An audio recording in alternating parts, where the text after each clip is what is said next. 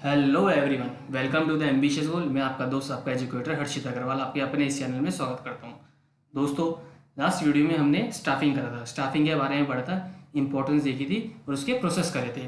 दोस्तों, जैसा कि मैंने आपको बताया था कि वीडियो बड़ी होगी क्योंकि लेक्चर बड़ा है और चैप्टर बड़ा है, तो वीडियो 2-3 पार्ट में आएगी। और अब हम देखते हैं स्टाफिंग के कंपोनेंट्स। दोस्तों, जैसे मैंने बताया था, स्टाफिंग में 3 तरह के एलिमेंट्स होते हैं। रिक्रूटमेंट होता है, सिलेक्शन होता है, ट्रेनिंग होता है। तो हम आज की वीडियो में रिक्रूटमेंट देखेंगे। रिक्रूटमेंट दोस्तों क्या होता है? रिक्रूटमेंट होता है कि कोई भी वैकेंट जॉब के लिए हमने रिक्रूट करना होता है एम्प्लॉयज़ को, हम कई सारी एप्लीकेशंस मंगवाते हैं। क्या होता है? रिक्रूटमेंट मीन्स इंड्यूसिंग और attracting more and more candidate to apply for vacant job. कई सारे एम्प्लॉयज़ होते हैं, उनको हम इन्वाइट करते हैं ताकि वो एक वैकेंट जॉब पोजीशन के लिए अप्लाई करें। कई सारी एप्लीकेशंस आती है और पोजीशन होती है वो 10-12 होती है, जॉब पोजीशन 10-12 होती है, लेकिन एप्लीकेशंस हम क्या करते हैं? एप्लीकेशंस हम हज़ारों में मंगवाते हैं। In the general words, recruitment means search for candidate who can perform the vacant roles and inducing them to apply, come forward for filling the vacant job, ताकि जो हमारी वैकेंट जॉब है उसको फिल किया जा सके, सही एम्प्लॉयज़ को उस पर प्लेस किया जा सके। आइए आगे देखते हैं। दोस्तों, मैं बताना चाहता हूँ कि जैसे मैंने आपको बताया कंपोनेंट 3 तरह के हैं, रिक्रूटमेंट, सिलेक्शन, ट्रेनिंग। तो आज की वीडियो में हम सिर्फ रिक्रूटमेंट पढ़ेंगे, नेक्स्ट वीडियो में मैं सिलेक्शन पढ़ाऊंगा, ट्रेनिंग पढ़ाऊंगा। आज की वीडियो में हम सिर्फ रिक्रूटमेंट देखेंगे। आइए रिक्रूटमेंट के बारे में आगे पढ़ते हैं। दोस्तों, सोर्सेज होते हैं, सोर्सेज ऑफ रिक्रूटमेंट 2 तरह के सोर्सेज होते हैं, इंटरनल और एक्सटर्नल। इंटरनल में क्या होता है? जो एग्जिस्टिंग एम्प्लॉयज होते हैं, जो ऑलरेडी काम कर रहे हैं एम्प्लॉय ऑर्गेनाइजेशन के अंदर, तो उसी में से रिक्रूट करते हैं दूसरी जॉब पोजीशन के लिए। यानी कि हम बाहर से कोई हायर नहीं करते, जो ऑलरेडी काम कर रहे हैं ऑर्गेनाइजेशन के अंदर, तो उसी में से हम कुछ एम्प्लॉयज़ को दूसरी जॉब पोजीशन पे ट्रांसफर कर देते हैं।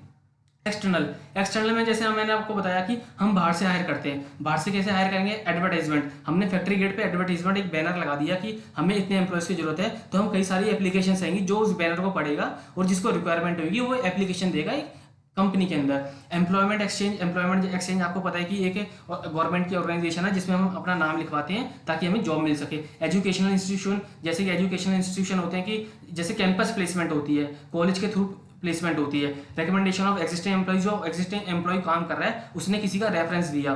फैक्ट्री गेट पे कैजुअल कॉलर्स होते हैं, सेंट्रल एप्लीकेशन होती है, लेबर यूनियन होते हैं, लेबर कॉन्ट्रैक्टर होते हैं, फॉर्मल एम्प्लॉयज होते हैं। आइए देखते हैं। ये सोर्सेज हैं, 2 तरह के रिक्रूटमेंट होते हैं, इंटरनल एक्सटर्नल। आइए इनके बारे में पढ़ते हैं। दोस्तों, इंटरनल सोर्सेज क्या होते हैं? Under internal sources of recruitment, the vacant job position are filled by the inducing the existing employee. जो ऑलरेडी काम कर रहे हैं एम्प्लॉयज एक ऑर्गेनाइजेशन में, उनको एक पोजीशन से दूसरी पोजीशन पे ट्रांसफर करना, एक जगह से दूसरी जगह पे। The vacant job position are filled by using existing employee. जो ऑलरेडी एग्जिस्टिंग होता है कि जो ऑलरेडी काम कर रहे हैं, ओनली नो आउटसाइडर। इसमें कोई आउटसाइडर हम इनवाइट नहीं करते, जो ऑलरेडी काम कर रहे हैं उसी को ट्रांसफर करते हैं एक जगह से दूसरी जगह। Both employees can be found within the organisation.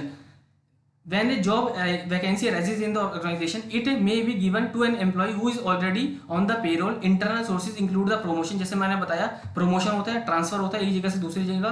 Promotion होता है जैसे कोई क्लरिकल जॉब पे उसको मैनेजर की पोस्ट दे दी या उसको असिस्टेंट मैनेजर की पोस्ट दे दी। When a higher post is given to deserving employee, जो डिजर्व करता है, जो अच्छा काम कर रहा है, जो अपने आप को साबित कर रहा है, जो बेहतर काम कर रहा है और जो क्वालिफाइड पर्सन है। आइए आगे देखते हैं। दोस्तों, इंटरनल रिक्रूटमेंट के कुछ फायदे होते हैं, कुछ नुकसान होते हैं। जैसे हर चीज़ में हर सिक्के के 2 पहलू होते हैं। यहाँ भी एक एडवांटेज है, डिसएडवांटेजेस है। एडवांटेजेस क्या करते हैं? It is a more economical होता है। It motivates the existing employee. जब क्या होता है, एक जगह से दूसरी जगह ट्रांसफर किया जाता है एक हायर पोजीशन पे, तो क्या होता है, एम्प्लॉयज़ के दिमाग में आता है कि हाँ, मुझे भी अच्छा काम करना है, मुझे भी एक अच्छी पोजीशन ग्रैब करनी है, एक अच्छी पोजीशन मुझे भी चाहिए। लेस अमाउंट है, यानी कि कोई ट्रेनिंग पे ज़्यादा खर्च करना नहीं पड़ता, क्योंकि जो एम्प्लॉयज़ होते हैं उनको पता होता है कि कंपनी किस तरीके की, कंपनी का नेचर क्या है, कंपनी का काम क्या है। ज़्यादा ट्रेनिंग देने की जरूरत नहीं पड़ती उन लोगों को। एम्प्लॉयज़ आर ऑलरेडी फैमिलियर, उनको फैमिलियर होते हैं ऑर्गेनाइजेशन से, ज़्यादा रूल्स एंड रेगुलेशन समझाने की जरूरत नहीं पड़ती। Improve performance of the employees to get promotion. जब क्या होता है, जब प्रमोशन होती है तो एम्प्लॉयज़ की जो परफॉर्मेंस है डे बाय डे इंक्रीज होती है। Through the transfer employees get training also in the front of job rotation. Job training होती है, ऑन द जॉब होती है, हमें जॉब के साथ साथ उनको ट्रेनिंग देते हैं। जैसे कुछ डिसएडवांटेजेस भी होते हैं। नो फ्रेश आइडिया, जब तक हम और एम्प्लॉयज़ को हायर नहीं करेंगे, दूसरे एम्प्लॉयज़ को हायर नहीं करेंगे, तो एक फ्रेश आइडिया नहीं आता। मतलब वही एम्प्लॉयज़ हैं, वही थोड़े बहुत आइडियाज़ दे देते हैं, मतलब कोई एक अच्छा आइडिया नहीं देते, बस वही थोड़े बहुत आइडिया होते हैं, उसी में से घुमा फिरा के देते रहते हैं। There will be limited choice, हमारे पास लिमिटेड चॉइस होती है। जैसे मान लीजिए 10 एम्प्लॉयज़ है, इनको ट्रांसफर करना है, इनको प्रमोशन करना है, तो हमारे पास ज़्यादा चॉइस नहीं होगी, इन्हीं 10 में से आगे ट्रांसफर करना है, आगे प्रमोशन देना है। Not suitable for the new organisation, new organisation के लिए सूटेबल नहीं होते। मान लीजिए कोई ऑर्गेनाइजेशन है, उसको दूसरी ऑर्गेनाइजेशन बनानी है, दूसरी कंपनी खड़ी करनी है, तो उसके लिए सूटेबल नहीं होंगे। अगर उसके लिए सूटेबल जो वही होंगे जो हम बाहर से हायर करेंगे। फ्रीक्वेंट ट्रांसफर में reduce the productivity of employee, जब जब ट्रांसफर होते हैं तो उनकी जो प्रोडक्टिविटी है एम्प्लॉयज़ की वही डिक्रीज होती है। आइए आगे देखते हैं। इंटरनल सोर्सेज ट्रांसफर, जैसे मैंने आपको बताया एक जगह से दूसरी जगह। प्रमोशन क्या होता है, एक जॉब पोजीशन दूसरी जॉब पोजीशन, जैसे कि एक क्लैरिकल है, असिस्टेंट मैनेजर लग गया, असिस्टेंट मैनेजर एक ब्रांच मैनेजर बन गया, प्रमोशन हो गया। ले ऑफ, ले ऑफ क्या कहता है कि जो सीजनल ऑर्गेनाइजेशन होती है, सीजनल काम होता है, जैसे कि कोई विंटर, जैसे आप मान लीजिए कोई स्वेटर बनाने वाली कंपनी है, वो सर्दियों में स्वेटर बनाएगी ना कि गर्मियों में। जब एम्प्लॉयज़ की जरूरत कब होगी, उसको सर्दियों में होगी, तो सर्दियों में बुला लेगी, फिर गर्मियों में उनको कह देगी कि आप कहीं और काम देख लीजिए जो दूसरी कंपनी में गर्मियों के हिसाब से काम होता हो, सीजनल काम जहाँ पे होता है। आइए आगे देखते हैं। एक्सटर्नल सोर्सेज, एक्सटर्नल सोर्सेज क्या होते हैं, जैसे बाहर से एम्प्लॉयज को हायर करना। एडवर्टीजमेंट, एडवर्टीजमेंट के थ्रू करेंगे। कॉलेज एंड यूनिवर्सिटी, जैसे मैंने आपको बताया कैंपस प्लेसमेंट होगी, वहाँ पे जो बच्चे पढ़ रहे हैं उनकी कैंपस प्लेसमेंट होगी, उनकी क्वालिफिकेशन के हिसाब से उनको जॉब दी जाएगी कि किस तरीके की उनकी क्वालिफिकेशन है, किस तरीके का उनका कोर्स है, किस तरीके से वो बच्चे किस तरीके की पढ़ाई कर रहे हैं, उस तरीके की उनको जॉब प्रोवाइड कराना। एम्प्लॉयमेंट एक्सचेंज, जैसे मैंने बताया employment exchange in India run by the government. Employment exchange एक गवर्नमेंट की ऑर्गेनाइजेशन है जो कि जहाँ पे अपना नाम लिखवाते हैं, जैसे कोई भी सेमी स्किल्ड, स्किल्ड है और क्लैरिकल पोस्ट के लिए, जहाँ पे उस हिसाब से वहाँ पे जॉब को प्रोवाइड कराते हैं। जो कंपनीज होती है एम्प्लॉयमेंट एक्सचेंज से कॉन्टैक्ट करती है, देन जो एम्प्लॉयमेंट एक्सचेंज होते हैं वो उनसे कॉन्टैक्ट करते हैं जिन्होंने नाम लिखवा रखा है। जैसे कि इसमें लिखा है कि for unskilled, semi skilled, skilled clerical post it is often used as a source of recruitment. बिल्कुल सोर्स ऑफ रिक्रूटमेंट है। In certain cases it has been made obligatory for the business concern to notify their vacancies to the employees exchange. Government की organisation है और government इसमें अपना जो job करना चाहते हैं वो लोग अपना नाम लिखवाते हैं, देन गवर्नमेंट ऑर्गेनाइजेशन आगे कंपनीज को देती है कि हमारे पास ये एम्प्लॉयज है, इनको हायर कर लीजिए।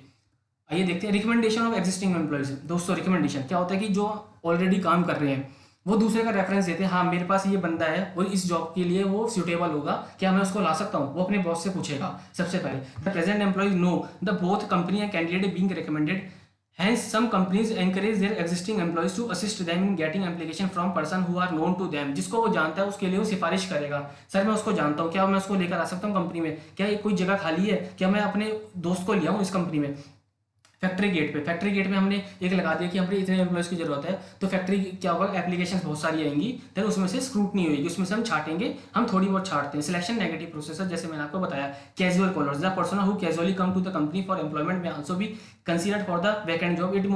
It is most economical method of recruitment is in advance countries, this method of recruitment is very popular. हमने क्या करा, हमने जाके किसी कंपनी में अप्लाई कर दिया, सर मुझे जॉब की जरूरत है। लेबर यूनियन के थ्रू होता है, लेबर कॉन्ट्रैक्टर के थ्रू होता है। फॉर्मर एम्प्लॉयज क्या होता है, in case employees have been laid off and have left the factories at their own they may be taken back, यानी कि कोई एम्प्लॉयज था छोड़ के चला गया, वो दोबारा वापस आना चाहता है तो वो कंपनी में वापस आ सकता है। जैसे मैंने बताया कि हर किसी के मेरिट्स और डीमेरिट्स होते हैं, फायदे और नुकसान होते हैं। जैसे मैंने आपको इसमें कुछ मेरिट्स हैं। अवेलेबिलिटी ऑफ सूटेबल पर्सन, हम सूटेबल पर्सन को हायर करेंगे, जैसी जिसकी काबिलियत वैसे इसको काम, और जिस एम्प्लॉयज़ की रिक्वायरमेंट है उस तरीके के एम्प्लॉयज़ को हम हायर करेंगे। ब्रिंग न्यू आइडियाज़, इसमें न्यू आइडियाज़ आएंगे क्योंकि जैसे मैंने आपको बताया कि जो बिजनेस एनवायरनमेंट है डायनेमिक है, बदलता रहता है, उसी के हिसाब से हम एम्प्लॉयज़ को हायर करेंगे कि एम्प्लॉयज़ की सोच क्या है। न्यू आइडियाज़ आएंगे, इनोवेटिव माइंड आएगा। इकोनॉमिकल, बहुत इकोनॉमिकल होगा। रिक्रूटमेंट कैन प्रूव भी economical because new employees are already trained and experienced. जिन न्यू एम्प्लॉयज़ आएंगे, न्यू जो एम्प्लॉयज़ आएंगे वो ज़्यादा एक्सपीरियंसड होंगे। डीमोरलाइजेशन कहता है कि जो एग्जिस्टिंग एम्प्लॉय है वो डीमोरलाइज होंगे, क्योंकि उनको पता होगा उनके सामने नए एम्प्लॉयज आएंगे तो उनके दिमाग में होगा नए एम्प्लॉयज आ रहे हैं, हमें ज़्यादा इंपॉर्टेंस नहीं देना चाहिए, लैक ऑफ कॉपरेशन होगा। एक्सपेंसिव होता है, आपको पता है जो रिक्रूटमेंट प्रोसेस है एक्सपेंसिव है। प्रॉब्लम ऑफ माल एडजस्टमेंट होता है। देन उसके बाद है external sources of recruitment suitable for the following reason. It can help in bring new ideas, जैसे मैंने बताया न्यू आइडियाज आएंगे। Selection of candidate will be without the preconceived notion and reservation. The cost of employees will be minimum because the candidate selected in this method will be placed in the minimum pay scale। Come scale पे, यानी कि जब शुरुआत में जब कोई job करता है ना वो कम पे स्केल पे हायर होता है। The entry of new person of varied experience and talent will be help in human resource mix है। नए एम्प्लॉयज आएंगे, न्यू टैलेंट आएगा। दोस्तों आज ये रिक्रूटमेंट पढ़ाया मैंने, उसके बाद जो नेक्स्ट वीडियो आएगी उसमें सिलेक्शन पढ़ाऊंगा।